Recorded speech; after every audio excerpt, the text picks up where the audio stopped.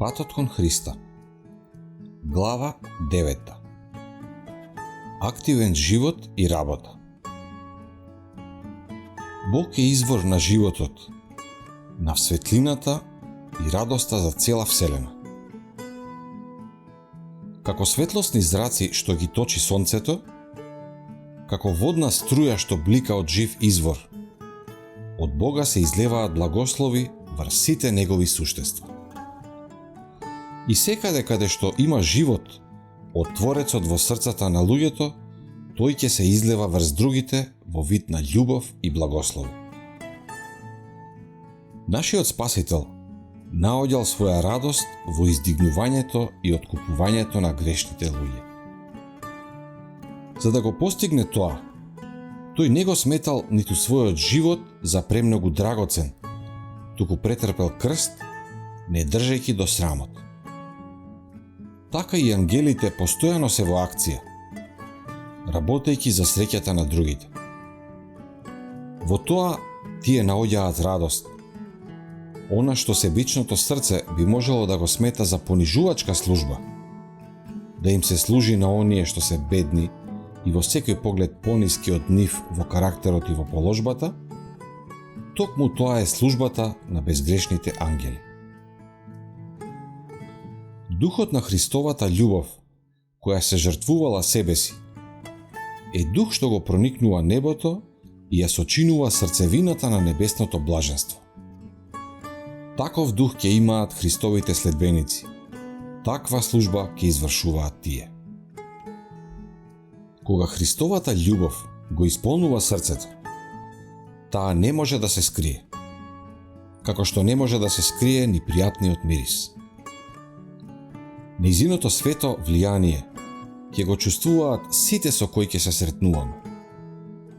Христовиот дух во срцето е сличен на извор в пустина, што тече да освежи се и кај оние кои се на прагот на смртта да разбуди желба да се напијат од водата на животот. Љубовта кон Исус ќе ја покажеме со нашата желба да работиме како што работел Тој, на благослов и издигнување на човештвото. Таа ќе поттикнува кон љубов, кон нежност и сочувство спрема сите созданија за кои се грижи нашиот небесен Отец. Животот на Спасителот на земјата не бил исполнет со безделничење и уживање. Тој вложувал постојани, сериозни, неуморни напори да го спаси загубеното човештво. Од јаслите каде што се родил, па се до Голгота, тој поминал пат на самооткажување.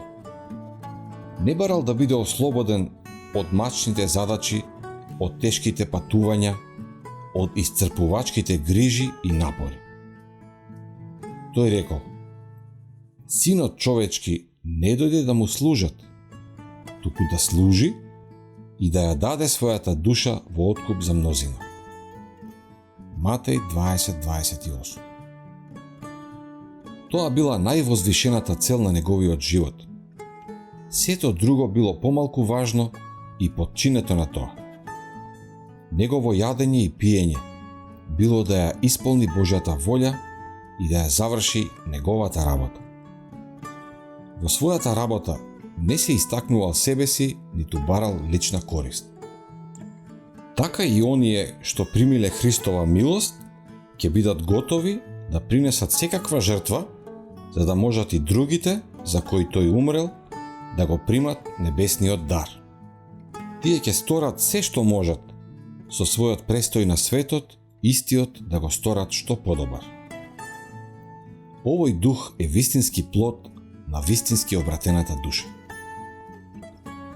Штом некој ќе дојде кај Христа, во неговото срце се раѓа желба да им објави на другите каков драгоцен пријател стекнал во Исус. Спасоносната и посветувачка вистина не може да остане затворена во неговото срце. Ако сме облечени во Христовата праведност, ако сме исполнети со радоста на неговиот дух кој живее во нас, не ќе можеме да останеме мирни. Ако сме вкусиле и сме виделе дека е добар Господ, ќе имаме за што да зборуваме. Како и Филип, кога го нашол Спасителот, ќе ги повикаме и другите кај него. Ќе се трудиме да им ја покажеме сета Христова привлечност, како и невидливата стварност на светот што ќе дојде. Во нас ќе гори желба да одиме по патот по кој поминал Исус. Длабоко ќе копнееме и другите околу нас да го видат Божието јагне кое ги зема на себе гревовите на светот. Јован 1:29. Напорите да им бидеме на благослов на другите и нам ќе ни донесат благослов. Токму затоа Бог и ни дал можност да учествуваме во планот на спасението. Тој на луѓето им осигурил предимство да добијат дел во божествената природа и од своја страна да ги шират благословите врз своите ближни. Тоа е највозвишената чест, најголема радост што можел Бог да им ја даде на луѓето.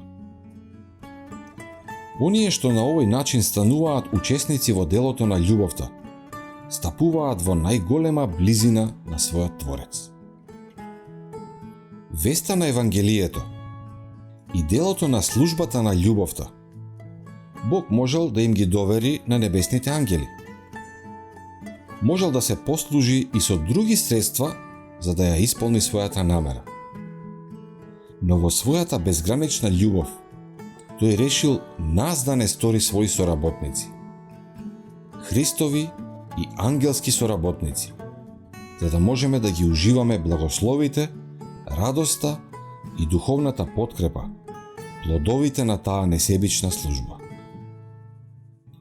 Ние подобро ќе се разбереме со Христа ако имаме заедница со Него во Неговите маки.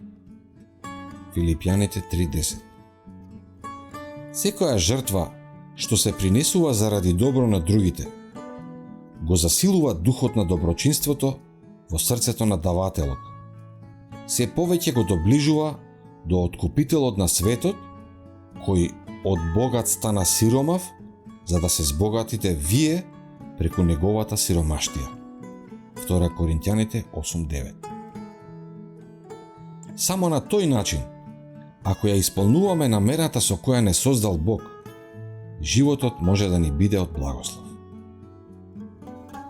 Ако појдете да работите онака како што им кажал Христос на своите ученици, ако задобивате души за Него, ќе почувствувате потреба од подлабоко духовно искуство, потреба од поголемо духовно знаење и ќе бидете гладни и жедни за праведност.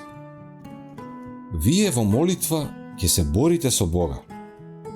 Вашата вера ќе се засили и вие се пообилно ќе пиете од изворот на спасението. Противењето и неволите на кои ќе наидувате ќе ве гонат кон Библијата и кон молитва. Вие ќе растете во милоста и во познавањето на Христа и ќе стекнувате богато искуство. Духот на несебична работа за ближните му дава длабина, стабилност и Христова убавина на карактерот, а на оној што го има му донесува мир и среќа. Стремежите стануваат повозвишени. Нема повеќе место за тромост или себичност. Оние што на ваков начин ги развиваат христијанските квалитети, ќе растат и ќе се засилуваат во работата за Бога. Ќе бидат способни за јасно духовно забележување, ќе имаат постојана и се поголема вера, ќе бидат се посилни во молитвата. Божиот дух, действувајќи врз нивниот дух, предизвикува во душата света хармонија како одговор на божествениот допир. Оние кои со несебичен напор ќе се посветат за добро на другите, своето сопствено спасение го градат на најсигурен начин.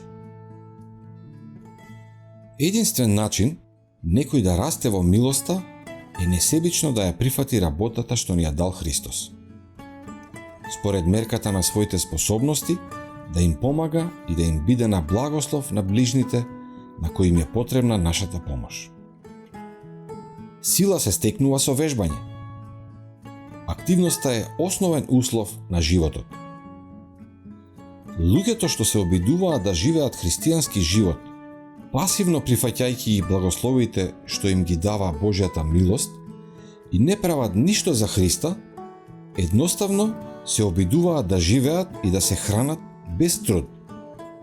А во духовниот, исто како и во физичкиот живот, тоа секогаш доведува до дегенерација и распад.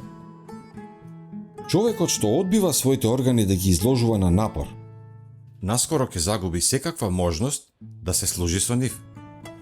Така и христијанинот, кој не ги вежба силите што ги добил од Бога, не само што нема да расте во Христа, туку ќе ја загуби и силата што веќе ја има. Христовата црква добила од Бога задача да ги спасува луѓето. Нејзина мисија е да му го однесе Евангелието на светот. Тоа е обврска на секој христијанин. Секој поединец, во согласност со талантите и приликите што ги има, треба да го исполни налогот на Спасителот.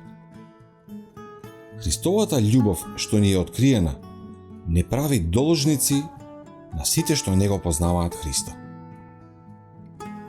Бог ни го дал виделото не само за нас, туку и за сите нив.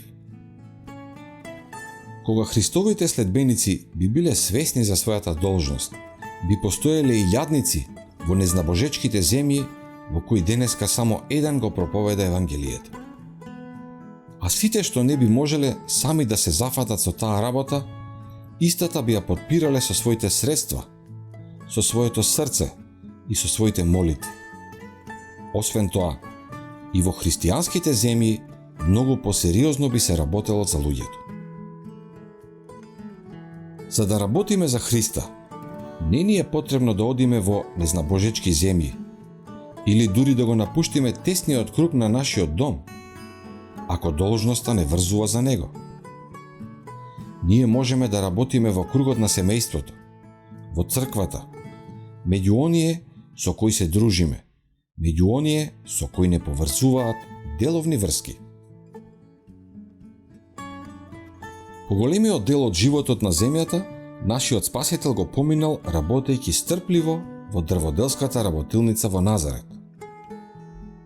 Ангели го придружувале Господарот на животот, додека рамо до рамо одел со селаните и работниците кои не го препознавале, ниту пак му укажувале чест.